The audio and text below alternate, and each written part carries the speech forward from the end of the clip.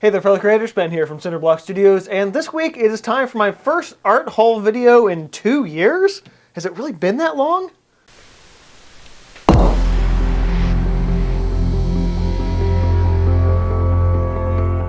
So my original plan this week was to have a painting process video for this painting. It's not quite done yet, but luckily my winter shipment from Blick Art Materials has come in.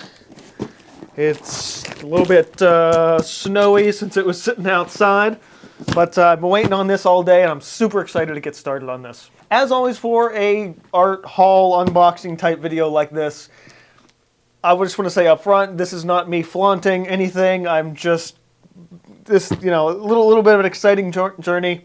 I love watching art haul videos myself as an artist of other artists. It's just really fun to do and see what people are buying and what people are using, and at least in my sense, where I'm thinking of expanding into for the new year, plus sneak peeks on future videos. That said, I'm going to go ahead and grab a knife, take a seat, and let's open up this thing, which, despite its relatively small size, this is the second most expensive batch of art supplies I have ever ordered. Now, this isn't to say that I haven't been to Blick's in 2 years. I have made a lot of trips, mostly in person. I've actually done very little online orders for my art supplies, at least in the past couple of years.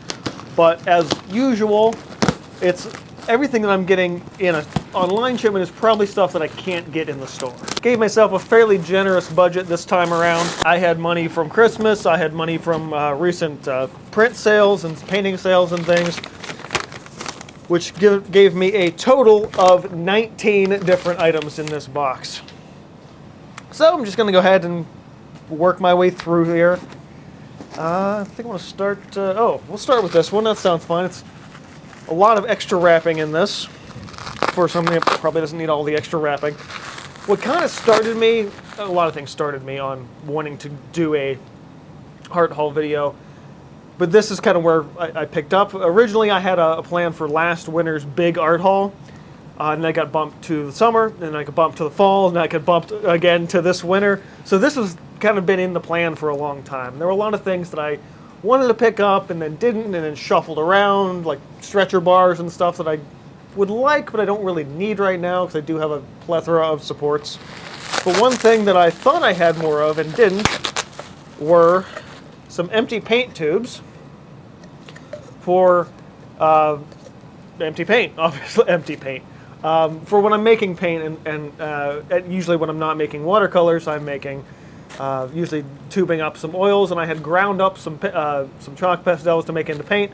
I'm like, I have an empty tube to put this in, right? I do not. So that's kind of where all of this started. So I originally wanted to get like a dozen of these, a whole separate box, but I think I ended up with 4 or 5 of them. Everything's kind of cold because it's been in the back of a truck for a while. Looks like 4. 4? One of which will immediately be getting put into use. But if you're unfamiliar, you can buy empty tubes, paint tubes. And whether that be you really like a color mix that you have, you can make a bunch of it and then tube it yourself so you have some. 4 new tubes, technically 3 new tubes since I'll be using one. But that's always good. Down the road, I definitely want to at some point just buy a whole case of these. All right, next up we have, this is also, I actually bought paint this time. The last time I got a big batch of stuff, I didn't buy a ton of paint. So I'm in the process of leaning away from using the Liquitex acrylic inks and just using the golden high flows. Nothing against the Liquitex inks, I just don't really use them all that much. The high flows have a slightly different bit of viscosity to them. It is similar, but it does seem to have a bit more of a body to it, despite being comparatively ink-like. Something just holds together a little bit better.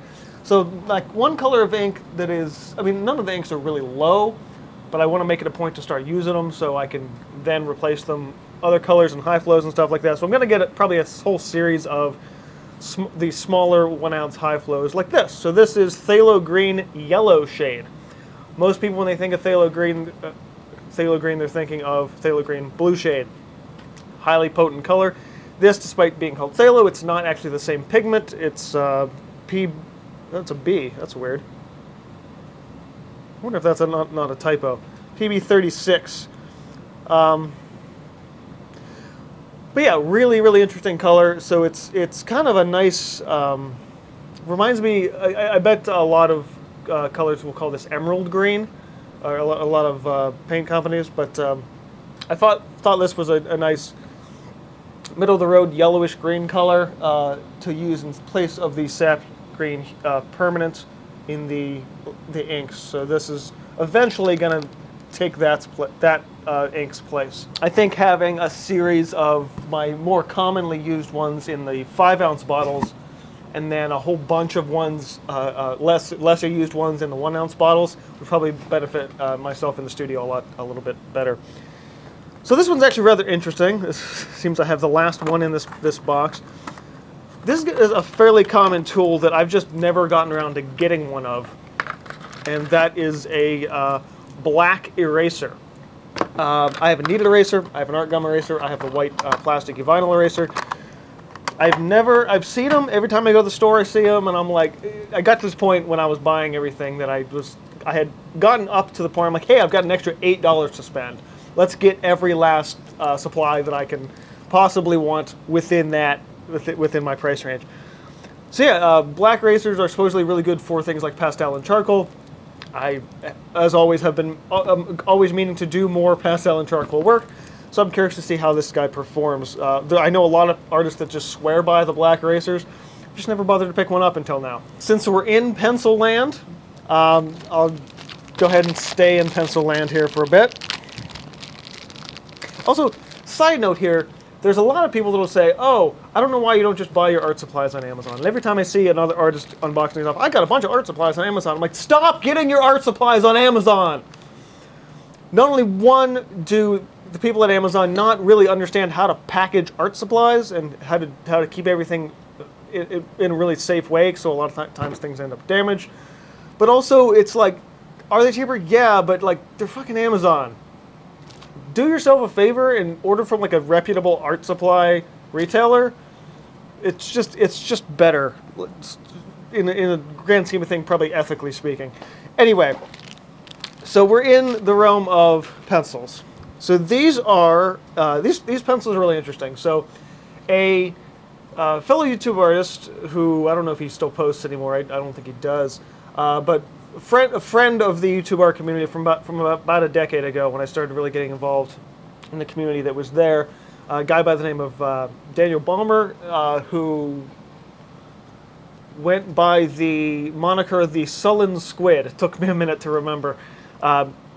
He's from Germany, and he has some limited access to supplies made here in the United States. And so one of the things that he specifically asked for me to get for him were these pencils from Generals. This is their Kimberly line, and this is one of the darkest pencils on the face of the earth. These are 9XXB pencils.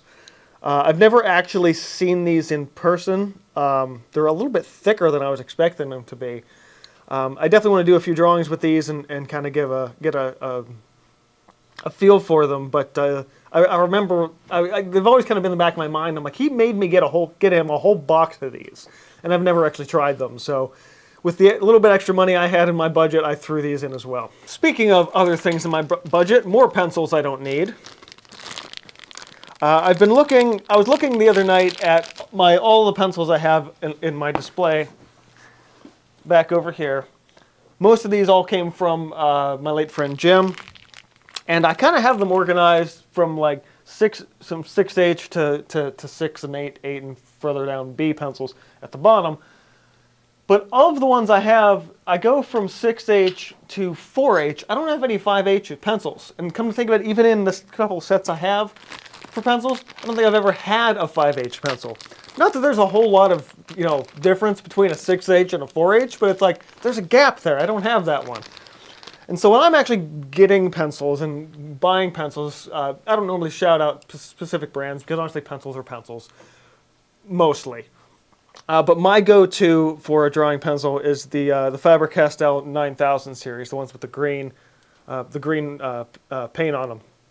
I've always just really liked the quality of the wood and the quality of the graphite itself, and when I buy pencils for myself, these are the ones I go for. Okay, two more in the less exciting category.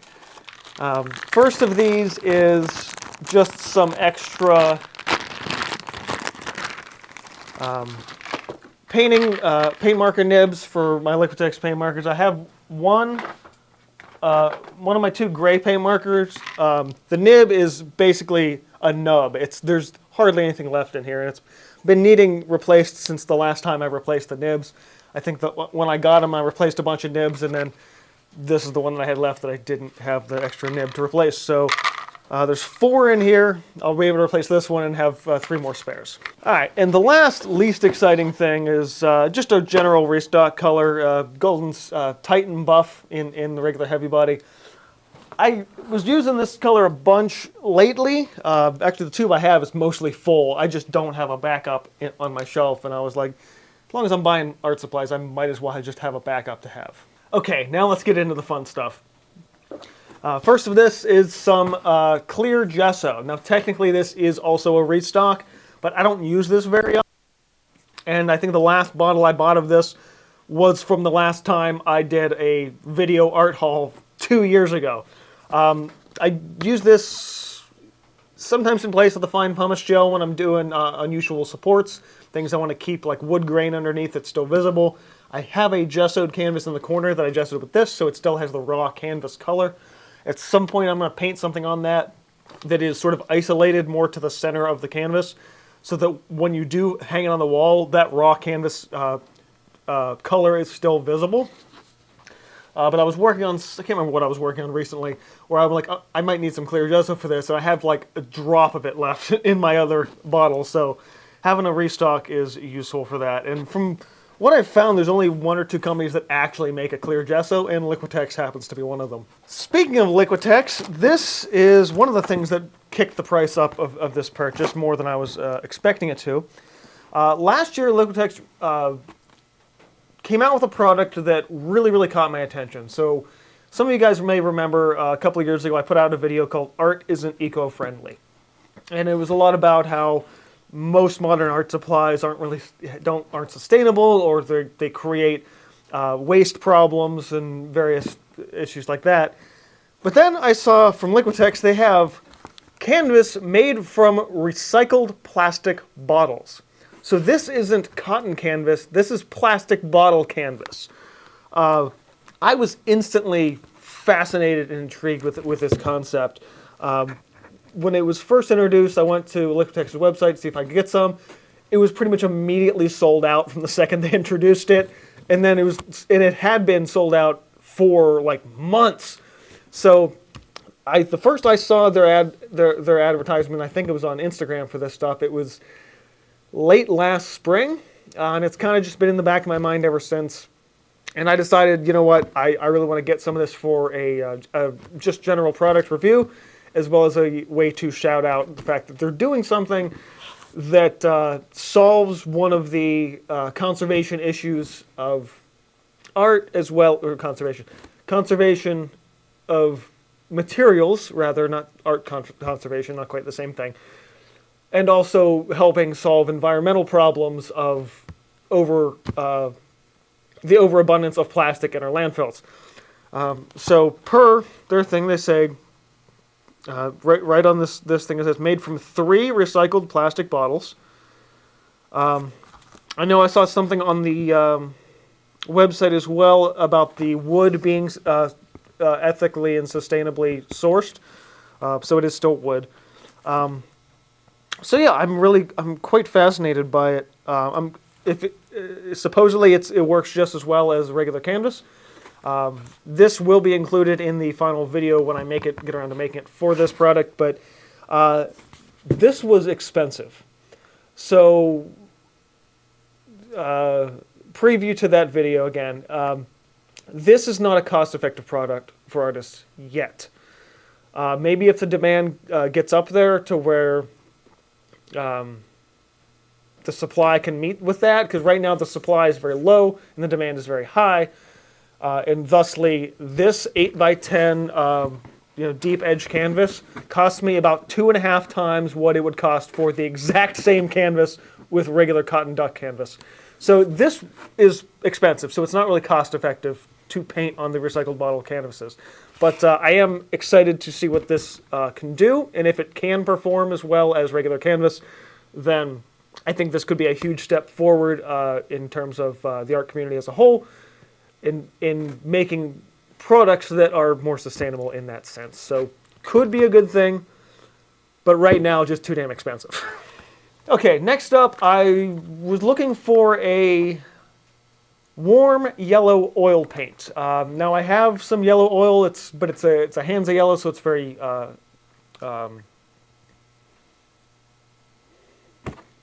cool, a very cool yellow. So I was looking through. I'm like, well, I'll just go to Williamsburg because I like their paints a lot. They're made by Golden and everybody else.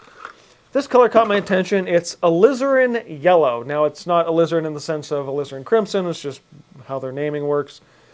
It looks so. It's actually a dialoride plus an iron oxide, which is cool. But I really like this. It has a little bit more texture to it. It's one of, I think, their medium. I'll say body. They have the different grind levels in the Williamsburg. Some of them have a little bit more of a texture to them. This is one of the ones that has a little more texture to it, which is why I was kind of drawn to it. Interestingly, it's always really hard to tell what looks like what online. All the other yellows still, to me, felt like I didn't want to get just a regular CAD yellow, so I wanted to lean to something a little bit different. I have an alizarin orange, and this is actually quite similar. I have to go look right now how similar these colors actually are. So they actually feel like they're one shade up from each other, or one shade up and back from each other. The alizarin orange definitely looks redder, and then here's the alizarin yellow, which definitely is a little bit warmer and earthier, I guess, than this is. But yeah, next time I'm playing with oils, I definitely want to, again, using these, I think, as a whole overall, to be able to make a more rich sunset kind of colors for oil with the colors that I have. I think that would be good. I'm going to get a little bit of this for the cap. Not that I really need it. It's on a painted swatch, but I always dot the caps with paint with new colors. Yeah, that's definitely plus you get more of the glaze on when you do it on the cap. Yeah, definitely a much closer look at my yellows then. So yeah. All right, next up is something I've never bought before, which is always fun. I mean, actually, everything in this box at this point is something I've never bought before, mostly. And I've got 12. Did I get 12? I think I got 12. 12 watercolor whole pans, empty ones. I noticed that some of my tube watercolors are starting to thicken up and get a little too hard. So at some point I will have to transfer them to a pan. So I figured why not just have some empty ones lying around. It might be a good idea. So in addition to always wanting to do more dry media stuff, I actually really want to get back into doing more watercolor and gouache stuff this year. And I think as a result, even if I could even just squirt some stuff out and make different mixes or mixes with the tubes that I have to put into the pans, I think it would be really useful. I don't have anything to put the pans into at this point, but I think just having them is probably a good thing. And Schminke makes these really good, nice full pans, so makes for a good, useful tool that I will need sooner rather than later. All right, so I said I had never bought these next two things before, but technically I have in the tiny versions of them. A friend of mine got me into trying some of Legion's Stonehenge line of papers. Now, in my local Blix, as well as online, they have these little sampler pads of all of their different papers, just in a little rack, and they're $2 for a little pad of paper. There's, I don't know, like 10 or 12 sheets in each of these. 10 there, yeah, 10 sheets, $2 a piece. And it's a really great way to try new and interesting paper. Specifically, the one that really caught my attention was black cold press watercolor paper. And I was like, wait a minute, watercolor is a transparent medium. Why on earth would anybody want to do anything with with watercolors on a piece of black paper. That doesn't make any sense at all.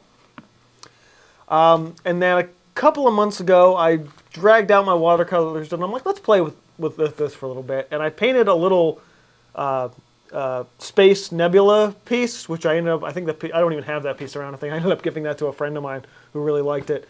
And instantly I was like, I have to get a bigger pad of this stuff. And so I did. I ordered a, this is 15 sheets of the Stonehenge Aqua Color, the cold pressed black paper in a, is it a 10 by 10 square? Did I just say that? Yeah, 10-inch square. Nice little watercolor block. I am super excited to get started on this. As soon as I finish the big painting I'm working on, I definitely want to grab a sheet of this and start playing more with space pieces using watercolor on this stuff, because that's really exciting to me. And then the other sampler that I had picked up with my friend a while back was the Yupo Heavy. If you're not familiar with Stonehenge's Yupo, Legion, Stonehenge, whatever the hell it is called. Stonehenge, I think, is their regular sketch paper, but Yupo is kind of the opposite of the Liquitex recycled plastic canvas, because this is not actually paper. This is a tree-free, bright white, stain-proof, basically plastic paper. I think, come to think of the Stonehenge paper, I think is made of actual stones, which is why they call it that. Pretty sure this is actually basically plastic, more or less. It's really wild paper. I found this was really fun to play with using some of my Copic wide markers, because it just kind of, the markers just kind of pool and sit on top and don't really dry that fast. So you can really do some crazy watercolory effects with markers. Even though I don't really like markers, I really love what they're doing on this paper. And similarly, as soon as I used the markers a few times with the paper, I was like, I need a bigger pad of this stuff. I have to, I want to scale that up considerably. So, big pad of the Yupo Heavy. So, yeah, so it's wild paper. I have to do a little bit more research on it before I actually make a video on it, but it's so smooth. I tried a little bit with an ink pen, and it took like 3 weeks for the ink pen to dry on this stuff. So clearly I'm not going to be using ink pens, but it's like, this stuff is crazy. I got to use more of it. So of course, in trying those papers and then immediately wanting more and bigger pieces of them, I'm like, well, let's get a couple of more of the sample packs and try even more of it. So these are two more of the Yupos. So the heavy is the heavy. I decided to get the Yupo medium. This is just the regular bright white. It's a little bit thinner of a paper than the heavy, obviously, but exact same, synthetic tree-free paper. So it's a little bit lighter weight is all. And then in that same line is also translucent paper. So this is, oh wow, that's so wild. I'm gonna actually get a piece of this out. This is so weird. It looks like almost something like medical or scientific, like a contact paper. But it probably doesn't show up on camera real well, but that is really wild. I don't know what I'm gonna do with this, but man, is it cool. All right, we're down to the grand finale here. So it is one thing technically, but it's 4 different of the one thing. So I have tried a lot of different paint over the years: wash, watercolor, acrylic, oil, acrylic wash, water mixable oil, varying viscosities, tempera paint. Technically, I've sort of tried encaustic, but not quite. Digital painting, you name it. But there's one, spray painting, there's another one. There's another paint that is a lot less common, not very well known, especially among, I would say, the more mainstream art community, and that is casein paint. I first found out about it just flipping through my bullet catalog a number of years ago, and it's weird. Casein is milk-based paint. I don't fully understand what that means exactly. What I do know about it is that in the initial stages of working with it, it behaves a little bit like a gouache. That you can reactivate it to some degree, but once it like dries and then like really dries and cures, then it's more like acrylic, because then you can't reactivate it. So I'm not entirely sure how I'm going to use this yet. I definitely have some research to do, but I picked up 3 colors plus white from the company Richardson. This is their Shiva series casein paint. So this is Shiva Blue Deep, which is phthalo, titanium white, cad yellow light, and cadmium red scarlet. The stuff is very cold. I'm gonna have to give it some time to warm back up with it being out in the shipments and everything like that. So they did have some color theory sets. I think there were 5 and 6 colors respectively, but I just didn't really like the colors that were in them. So I'm like, I'll just get make my own color theory set. So primaries plus white of the Shiva series casein paint. Really, really, really interesting media that I've never tried before. As usual with anything in my studio, I have no idea where I'm going to put it. Also, I just realized with the black caps, I'm going to have to throw on some other paste or something to these caps before I can put the tack on my color sample. But yeah, that's what I got for this big art haul. I can already tell this is going to be a long video, so I'll have to cut this up at least a little bit.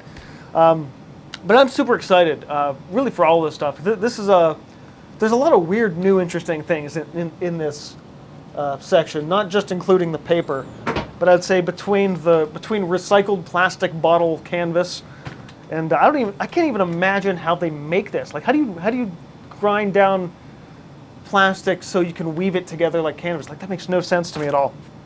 But between that and the milk paint, I'm definitely interested to try this stuff out. And you can guarantee that there will be either a product highlight video or some kind of review for any of these new things that I picked up here in the studio going forward sometime in the next few months. So I hope you guys enjoyed this little look at my recent crazy shopping trip. And if you guys enjoyed this or want to see more videos like this, especially videos where I test out all of these products, go ahead and hit the like button, get subscribed if you're not already.